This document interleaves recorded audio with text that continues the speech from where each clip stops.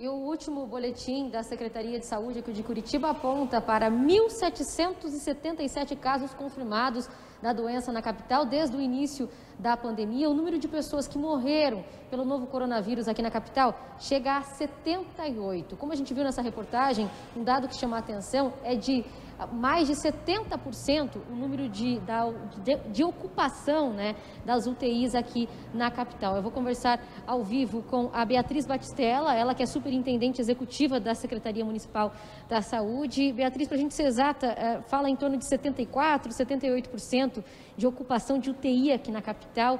É esse dado que tem gerado mais preocupação? Boa tarde. Boa tarde.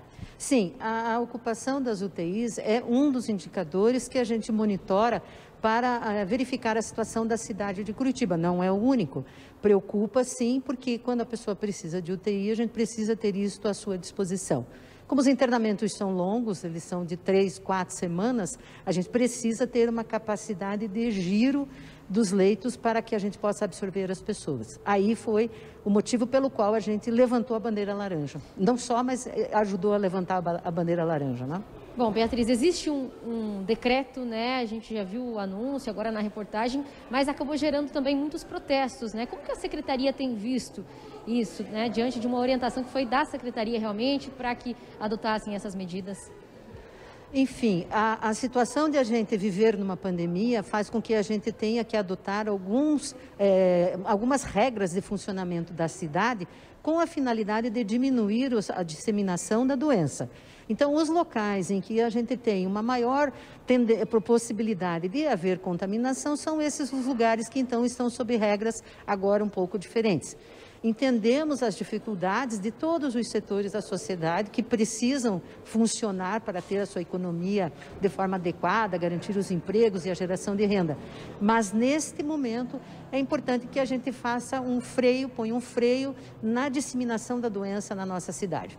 Agora, esse decreto também fala, né, o que é suspenso e o que é recomendado para suspender, como, por exemplo, serviços de beleza, treinos de futebol, feiras de artesanato também. Aí se espera que esse pessoal pare, porque esses setores não foram colocados também como uma obrigatoriedade. Justamente para tentar fazer um certo equilíbrio na situação, de forma a não impactar em todos os setores da sociedade. Quando a gente recomenda, é importante que o estabelecimento que está no grupo dos recomendados siga as regras que estão colocadas do distanciamento, do uso de álcool, do uso de álcool em gel, do uso de máscaras, enfim, ventilação e não aglomeração. Isso é muito importante.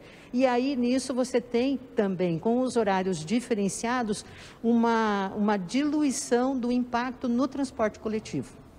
Tá certo, Beatriz. E claro que a Secretaria, nesse momento, né, EMA, vai fazer o monitoramento para sentir o impacto dessas medidas nos próximos dias. Se tiver alguma pergunta, a gente já repassa aqui para a Beatriz. Emanuel. O que acontece, Thaís, obrigado ao superintendente que está com a gente nesse momento no Balanço Geral, é que alguns comerciantes estão questionando os critérios. Por exemplo, para deixar os shoppings abertos, mas para fechar academias, por exemplo. Então, queria que se perguntasse, Thaís, por favor, para a superintendente, qual foi o critério utilizado, por exemplo, para locais de grande aglomeração como os shoppings continuarem abertos?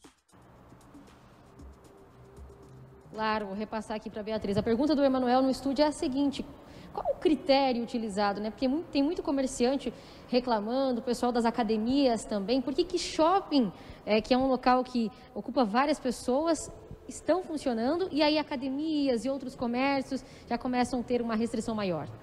Os lugares todos têm que fazer essa avaliação no sentido de entender quando que os lugares propiciam aglomeração ou não.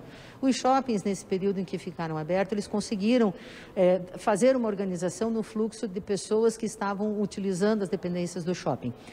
Por que a academia é um setor bastante sensível? Porque na academia, a pessoa que está lá, ela vai fazer atividade física e a atividade física faz com que ela tenha uma frequência respiratória mais elevada e eliminando mais fluidos, o que propicia a contaminação. Por isso, essas restrições. Estamos na prefeitura num momento delicado, no sentido de que a gente precisa pensar no conjunto da cidade e não nos setores específicos. Naturalmente, precisamos conversar com todos os setores, estabelecer que as regras sejam atendidas e que as pessoas entendam a parte que cada um precisa adotar para que a gente freie a disseminação da doença na nossa cidade. A Prefeitura, a Secretaria de Saúde, trabalha com uma data, um limite? Por quanto tempo esse decreto será analisado aí? Quanto tempo? Nós estamos monitorando, segundo esses indicadores das bandeiras, já desde o começo do mês de maio. Então, já é a 6ª semana de medição. Nós fazemos uma medição diária de todos os indicadores e, semanalmente, a gente faz uma avaliação comparativa a semana anterior com a atual semana, e aí que a gente percebe, pelos cálculos das informações, que a bandeira nossa passou de amarelo para laranja. Pretendemos com isso que essa sinalização de laranja volte ao amarelo, né? Volte ao amarelo e não siga para o vermelho. Então, o que nós estamos fazendo hoje terá um reflexo próximo na primeira semana, mas teremos maior capacidade de avaliar na segunda semana.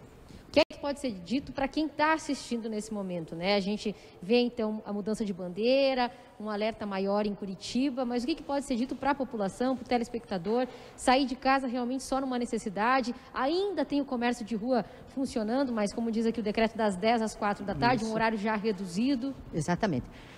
Primeira informação muito importante hoje, a pandemia não passou. Nós estamos no meio da pandemia. Agora sim é a hora em que a situação se torna bastante crítica. Se puder, fique em casa. Não vá ao mercado, vai às vezes a família inteira ao mercado. Não precisa, vai 1, 2 elementos da família, no máximo. Se você pode adiar alguma atividade fora, adie, fique em casa. Use máscara se sair, lave muito bem as mãos, sempre mantenha as mãos limpas, evitando a contaminação. Não aglomerar. Não é permitido aglomerações. O que é aglomeração? Tem lá 10 pessoas, já é uma aglomeração. Não pode aglomerar. É uma transmissão facilitada no meio da aglomeração. Tá certo. Muito obrigada, viu, pelas informações. Conversando com a gente aqui no Balanço Geral, Beatriz Batistella, que é superintendente executiva da Secretaria Municipal de Saúde. E esse decreto também traz mudanças no transporte coletivo, né, Manuel? Agora, o impacto disso a gente vai sentir com certeza nas próximas horas, nos próximos dias. Ainda hoje, aqui no Balanço Geral, a gente vai trazer mais informações ao vivo a respeito do transporte coletivo. Ouvir também os passageiros, né? Quem precisa do transporte coletivo, quais são as mudanças? O que já deu para sentir nesse primeiro dia de restrições? Ema. Muito obrigado, Thaís. Muito obrigado a Beatriz, superintendente, conversando ao vivo aqui no Balanço Geral. Gente, essa questão do transporte coletivo é extremamente importante. Hoje, pela manhã, muita gente reclamando, porque ficou em 50%. Então a Thaís vai voltar e trazer informações para a gente. Afinal, não pode aglomeração em nenhum lugar, mas o transporte coletivo, ele segue muito aglomerado. Quem pega ônibus, você que está com a gente, sabe disso, né? Vamos ver aqui no telão do Balanço Geral sobre os serviços. Vamos mais uma vez retomar. Aqueles que estão fechados, suspensos de funcionamento. Academias e práticas esportivas, todas as atividades de entretenimento, com ou sem música, não pode mais. E os serviços de cuidados com a beleza, manicure, pedicure, cabeleireiros e feiras de artesanato. E também bares e clubes. Igrejas e templos religiosos também, praças e parques também entram nessa restrição. Só queria fazer uma diferença aqui, que os serviços de beleza, como cabeleireiros, por exemplo, fica a critério deles, fechar ou não. Todo o resto aqui precisa necessariamente. Shoppings, eles seguem abertos, com horário reduzido, e eles não podem abrir final de semana. De segunda a sexta está aqui. Praças de alimentação, elas têm que funcionar entre meio-dia e 3 horas, tanto para shoppings quanto para galerias. Agora, se você tem uma empresa que tem alimentação, você pode continuar no sistema delivery, mas presencial só do meio-dia até as 3 da tarde. Galerias e comércio varejista também têm que ser restritas, elas funcionam das 10 da manhã às 4 da tarde, fecham nos finais de semana. Você está vendo aqui, portanto, alguns desses dispositivos do decreto de número 774. Restaurantes e bares, eles de segunda a sexta, das 11 às 15, principalmente aqui os restaurantes que servem comida, entram nesta restrição do decreto. Fato é, gente, que temos uma situação de controle. A prefeitura está tentando controlar com base aqui nessas restrições.